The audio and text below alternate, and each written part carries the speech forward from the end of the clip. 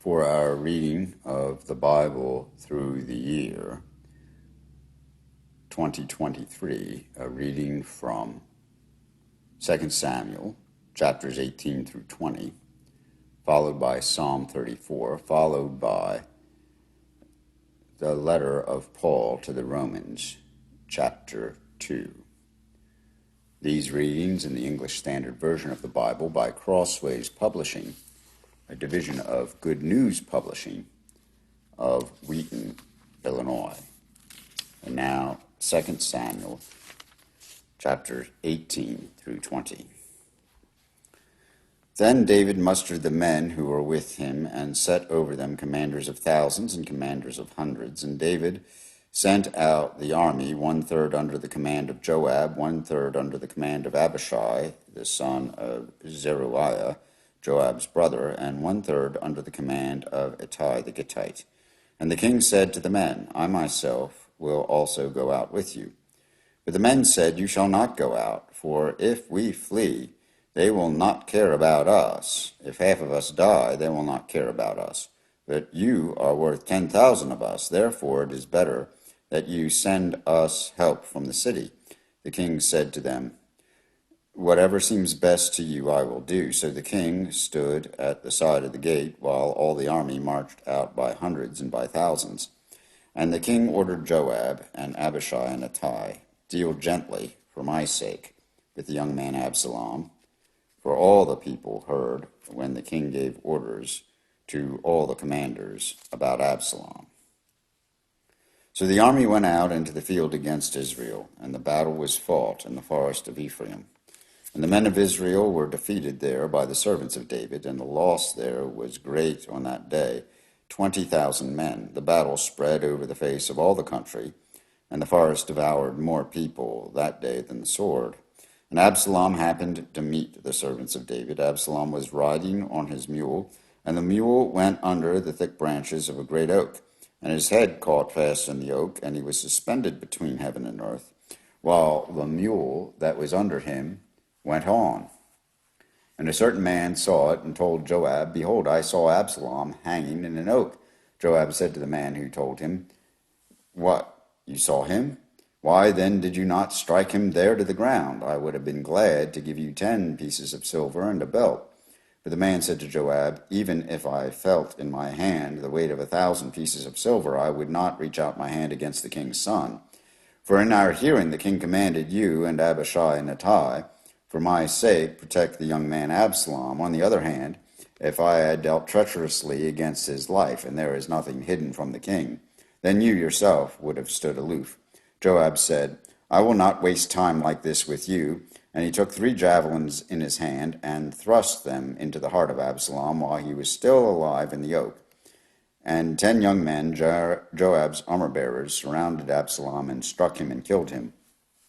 Then Joab blew the trumpet, and the troops came back from pursuing Israel, for Joab restrained them. And they took Absalom and threw him into a great pit in the forest, and raised over him a very great heap of stones. And all Israel fled every one to his own home. Now Absalom in his lifetime had taken and set up for himself the pillar that is in the king's valley, for he said, I have no son to keep my name in remembrance. He called the pillar after his own name, and it is called Absalom's monument to this day. When Ahimaaz, the son of Zadok, said, Let me run and carry news to the king that the Lord has delivered him from the hand of his enemies. And Joab said to him, You are not to carry news today. You may carry news another day, but today you shall carry no news, because the king's son is dead. Then Joab said to the Cushite, Go tell the king what you have seen. The Cushite bowed before Joab and ran. And Ahimaaz, the son of Zadok, said again to Joab, Come what may, let me also run after the Cushite. And Joab said, Why will you run, my son, seeing that you will have no reward for the news? Come what may, he said, I will run. So he said to him, Run. And Ahimaaz ran by the way of the plain, and outran the Cushite. Now David was sitting between the 2 gates, and the watchman went up to the roof of the gate by the wall. And when he lifted up his eyes and looked, he saw a man running alone. The watchman called out and told the king, and the king said, If he is alone, there is news in his mouth. And he drew nearer and nearer, and the watchman saw another man running, and the watchman called to the gate and said, "See, another man running alone." The king said, "He also brings news." The watchman said, "I think the running of the first is like the running of Ahimaaz, the son of Zadok." And the king said, "He is a good man, and he comes with good news." Then Ahimaaz cried out to the king, "All is well."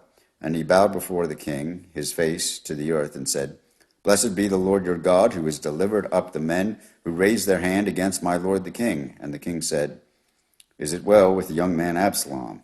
Ahimaaz answered, "When Joab sent the king's servant, your servant, I saw a great commotion, but I do not know what it was." And the king said, "Turn aside and stand there." So he turned aside and stood still. And behold, the Cushite came, and the Cushite said, "Good news for my lord the king, for the Lord has delivered you this day from the hand of all who rose up against you." The king said to the Cushite, "Is it well with the young man Absalom?" And the Cushite answered, "May the enemies of my lord the king and all who rise up against you for evil be like that young man." And the king was deeply moved, and went up to the chamber over the gate and wept. And as he went, he said, "O my son Absalom, my son Absalom, would I had died instead of you, O Absalom, my son, my son." It was told Joab, "Behold, the king is weeping and mourning for Absalom." So the victory that day was turned into mourning for all the people. For the people heard that day the king is grieving for his son. And the people stole into the city that day as people steal in who are ashamed when they flee in battle. The king covered his face, and the king cried with a loud voice, "O my son Absalom, O Absalom, my son, my son." Then Joab came into the house to the king and said, "You have today covered with shame the faces of all your servants, who have this day saved your life, and the lives of your sons and your daughters, and the lives of your wives and your concubines, because you love those who hate you, and hate those who love you. For you have made it clear today that commanders and servants are nothing to you. For today I know that if Absalom were alive and all of us were dead today, then you would be pleased. Now therefore arise, go and speak out and speak kindly to your servants. For I swear by the Lord, if you do not go, not a man will stay with you this night. And this will be worse for you than all the evil that has come upon you from your youth until now." Then the king arose and took his seat in the gate. And the people were all told, "Behold, the king is sitting in the gate." And all the people came before the king. Now Israel had fled every man to his own home, and all the people went arguing throughout all the tribes of Israel, saying, "The king delivered us from the hand of our enemies, and saved us from the hand of the Philistines, and now he has fled out of the land from Absalom. But Absalom, whom we anointed over us, is dead in battle. Now therefore, why do you say nothing about bringing the king back?" And King David sent his message to Zadok and Abiathar the priests, "Say to the elders of Judah, why should you be the last to bring the king back to his house, when the word of all Israel has come to the king? You are my brothers, you are my bone and flesh. Why then should you be the last to bring back the king? And say to Amasa, are you not my bone and my flesh? God do to me, and more also, if you are not commander of my army from now on in place of Joab." And he swayed the heart of all the men of Judah as one man, so that they sent word to the king, "Return, both you and all your servants." So the king came back to the Jordan, and Judah came to Gilead to meet the king, and to bring the king over the Jordan. And Shimei, the son of Gera, the Benjaminite from Bahurim, hurried to come down with the men of Judah to meet King David. And with him were 1,000 men from Benjamin, and Ziba, the servant of the house of Saul, and his 15 sons and his 20 servants rushed down to the Jordan before the king. And they crossed the ford to bring over the king's household, and to do his pleasure. And Shimei the son of Gera fell down before the king as he was about to cross the Jordan, and said to the king, "Let not my lord hold me guilty, or remember how your servant did wrong when the day my lord the king left Jerusalem. Do not let the king take it to heart. For your servant knows that I have sinned. But therefore, behold, I have come this day, the first of all the house of Joseph, to come down to meet my lord the king." Abishai the son of Zeruiah answered, "Shall not Shimei be put to death for this, because he cursed the Lord's anointed?" But David said, What have I to do with you, you sons of Zeruiah, that you should this day be as an adversary to me? Shall anyone be put to death in Israel this day? For I do not know that I am this day king over Israel. And the king said to Shimei, You shall not die. And the king gave him his oath. And Mephibosheth, the son of Saul, came down to meet the king. He had neither taken care of his feet, nor trimmed his beard, nor washed his clothes from the day the king departed unto the day he came back in safety. And when he came to Jerusalem to meet the king said to him, Why did you not go with me, Mephibosheth? He answered, O my lord, O king, my servant deceived me, for your servant said to him, I will saddle a donkey for myself, that I may ride on it and go with the king, for your servant is lame. He has slandered your servant to my lord the king, but my lord the king is like the angel of God. Do therefore what seems good to you. For all my father's house were but men doomed to death before my lord the king. But you set your servant among those who eat at your table. What further right have I than to cry to the king? And the king said to him, Why speak any more of your affairs? I have decided, you and Ziba shall divide the land. And Mephibosheth said to the king, O let him take it all, since my lord the king has come home safely. Now Barzillai the Gileadite had come down from Rogelim, and he went on with the king to the Jordan to escort him over the Jordan. Barzillai was a very aged man, 80 years old. He had provided the king with food while he stayed at Mahanaim, for he was a very wealthy man. And the king said to Barzillai, Come over with me, and I will provide for you with me in Jerusalem. But Barzillai said to the king, How many years have I still to live, that I should go up with the king to Jerusalem? I am this day 80 years old. Can I discern what is pleasant and what is not? Can your servant taste what he eats, or what he drinks? Can I still listen to the voice of singing men and singing women? Why then should your servant be an added burden to my lord the king? Your servant will go a little way over the Jordan with the king. Why should the king repay me with such a reward? Please let your servant return, that I may die in my own city, near the grave of my father and my mother. But here is your servant, Chimham. Let him go over with my lord the king, and do for him whatever seems good to you. And the king answered, Chimham shall go over with me, and I will do for him whatever seems good to you, and all that you desire of me I will do for you. Then all the people went over the Jordan, and the king went over, and the king kissed Barzillai and blessed him, and he returned to his own home. The king went on to Gilgal, and Chimham went on with him. All the people of Israel, and also half the people of Israel, all the people of Judah, and also half the people of Israel, brought the king on his way. Then all the men of Israel came to the king and said to the king, Why have our brothers, the men of Judah, stolen you away and brought the king and his household over the Jordan, and all David's men with him? All the men of Judah answered the men of Israel, Because the king is our close relative. Why then are you angry over this matter? Have we eaten at all at the king's expense, or has he given us any gift? And the men of Israel answered the men of Judah, We have 10 shares in the king, and in David also we have more than you. Why then did you despise us? Were we not the first to speak of bringing back our king? But the words of the men of Judah were fiercer than the words of the men of Israel. Now there happened to be there a worthless man whose name was Sheba, the son of Bichri, a Benjaminite, and he blew the trumpet and said, We have no portion in David, and we have no inheritance in the son of Jesse, every man to his tents, O Israel. So all the men of Israel withdrew from David and followed Sheba, the son of Bichri, but the men of Judah followed their king steadfastly from the Jordan to Jerusalem. And David came to his house at Jerusalem, and the king took the 10 concubines who he left to care for the house, and put them in a house under guard, and provided for them, but he did not go into them. So they were shut up until the day of their death, living as if in widowhood. Then the king said to Amasa, Call the men of Judah together to me within 3 days, and be here yourself. So Amasa went to summon Judah, but he delayed beyond the set time that had been appointed him. And David said to Abishai, Now Sheba the son of Bichri will do us more harm than Absalom. Take your Lord's servants and pursue him, lest he get himself to fortified cities and escape from us. And there went out after him Joab's men, and the Cherethites, and the Pelethites, and all the mighty men, and they went out from Jerusalem to pursue Sheba the son of Bichri.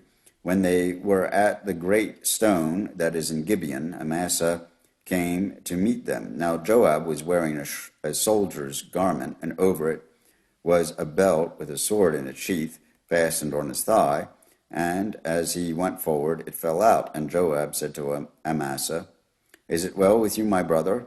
And Joab took Amasa by the beard with his right hand to kiss him. But Amasa did not observe the sword that was in Joab's hand. So Joab struck him with it in the stomach, and spilled his entrails to the ground without striking a second blow, and he died. Then Joab and Abishai, his brother, pursued Sheba the son of Bichri. And one of Joab's young men took his stand by Amasa and said, "Whoever favors Joab, and whoever is for David, let him follow Joab."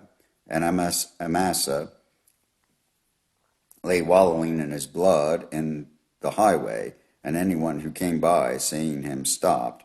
And when the man saw that all the people stopped, he carried Amasa out of the highway into the field, and threw a garment over him. When he was taken out of the highway, all the people went on after Joab to pursue Sheba the son of Bichri. And Sheba passed through all the tribes of Israel to Abel Beth Maacah, and all the Bichrites assembled and followed him in. And all the men who were with Joab came and besieged him in Abel of Beth Maacah, and they cast up a mound against the city, and it stood against the rampart, and they were battering the wall to throw it down. Then a wise woman called from the city, "Listen, listen, tell Joab, come here, that I may speak to you." And he came near her, and the woman said, "Are you Joab?" He answered, "I am." Then she said to him, "Listen to the words of your servant." And he answered, "I am listening." Then she said, "They used to say in former times, 'Let them but ask counsel at Abel.' And so they settled a matter. I am one of those who are peaceable and faithful in Israel. You seek to destroy a city that is a mother in Israel. Why will you swallow up the heritage of the Lord?" Joab answered, "Far be it from me, far be it that I should swallow up or destroy. That is not true. But a man of the hill country of Ephraim, called Sheba the son of Bichri, has lifted up his hand against King David. Give up him alone, and I will withdraw from the city." And the woman said to Joab, "Behold, his head shall be thrown to you over the wall." Then the woman went to all the people in her wisdom, and they cut off the head of Sheba the son of Bichri, and threw it out to Joab. So he blew the trumpet, and they dispersed from the city, every man to his home, and Joab returned to Jerusalem to the king. Now Joab was in command of all the army of Israel, and Benaiah, the son of Jehoiada, was in command of the Cherethites and the Pelethites, and Adoram was in charge of the forced labor, and Jehoshaphat, the son of Ahilud, was the recorder, and Sheva was secretary, and Zadok and Abiathar were priests, and Ira the Jerite was also David's priest. Here ends the reading of 2 Samuel, chapters 18 through 20. Psalm 34. I will bless the Lord at all times. His praise shall continually be in my mouth. My soul makes its boast in the Lord. Let the humble hear and be glad. O magnify the Lord with me, and let us exalt his name together. I sought the Lord, and he answered me and delivered me from all my fears. Those who look to him are radiant, and their faces shall never be ashamed. This poor man cried, and the Lord heard him and saved him out of all his troubles. The angel of the Lord encamps around those who fear him and delivers them. O taste and see that the Lord is good. Blessed is the man who takes refuge in him. O fear the Lord, you his saints, for those who fear him have no lack. The young lions suffer want and hunger, but those who seek the Lord lack no good thing. Come, O children, listen to me. I will teach you the fear of the Lord. What man is there who desires life and loves many days, that he may see good? Keep your tongue from evil and your lips from speaking deceit. Turn away from evil and do good. Seek peace and pursue it. The eyes of the Lord are toward the righteous, and his ears toward their cry. The face of the Lord is against those who do evil, to cut off the memory of them from the earth. When the righteous cry for help, the Lord hears and delivers them out of all their troubles. The Lord is near to the brokenhearted and saves the crushed in spirit. Many are the afflictions of the righteous, but the Lord delivers him out of them all. He keeps all his bones, not one of them is broken. Affliction will slay the wicked, and those who hate the righteous will be condemned. The Lord redeems the life of his servants. None of those who take refuge in him will be condemned. Here ends Psalm 34. The letter of Paul to the Romans, chapter 2. Therefore you have no excuse, O man, every one of you who judges. For in passing judgment on another you condemn yourself, because you, the judge, practice the very same things. We know that the judgment of God rightly falls on those who practice such things. Do you suppose, O man, you who judge those who practice such things and yet do them yourself, that you will escape the judgment of God? Or do you presume on the riches of his kindness and forbearance and patience, not knowing that God's kindness is meant to lead you to repentance? But because of your hard and impenitent heart, you are storing up wrath for yourself on the day of wrath, when God's righteous judgment will be revealed. He will render to each one according to his works. To those who, by patience in well-doing, seek for glory and honor and immortality, he will give eternal life.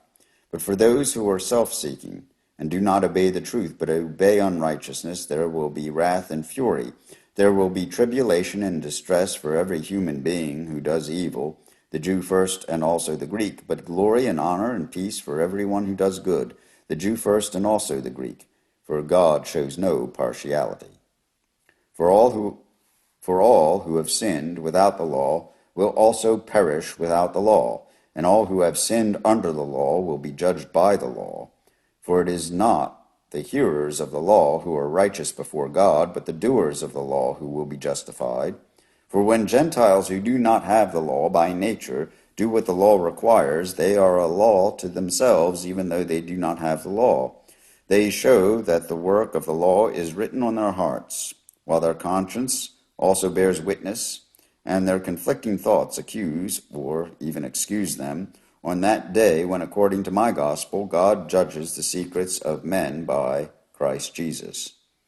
But if you call yourself a Jew and rely on the law and boast in God, and know his will and approve what is excellent because you are instructed from the law, and if you are sure that you yourself are a guide to the blind, a light to those who are in darkness, an instructor of the foolish, a teacher of children, having in the law the embodiment of knowledge and truth. You then who teach others, do you not teach yourself? While you preach against stealing, do you steal? You who say that one must not commit adultery, do you commit adultery? You who abhor idols, do you rob temples? You who boast in the law dishonor God by breaking the law. For as it is written, the name of God is blasphemed among the Gentiles because of you. For circumcision indeed is of value if you obey the law, but if you break the law, your circumcision becomes uncircumcision. So if a man who is uncircumcised keeps the precepts of the law, will not his uncircumcision be regarded as circumcision? Then he who is physically uncircumcised but keeps the law will condemn you who have the written code in circumcision but break the law. For no one is a Jew who is merely one outwardly, or is circumcision outward and physical, but a Jew is one inwardly, and circumcision is a matter of the heart, by the Spirit, not by the letter. His praise is not from man, but from God. Here ends the reading of Paul's letter to the Romans, the second chapter. And these readings of 2 Samuel and Psalm 34 and Romans chapter 2 from the English Standard Version of the Bible by Crossways Publishing, a division of Good News Publishing of Wheaton, Illinois.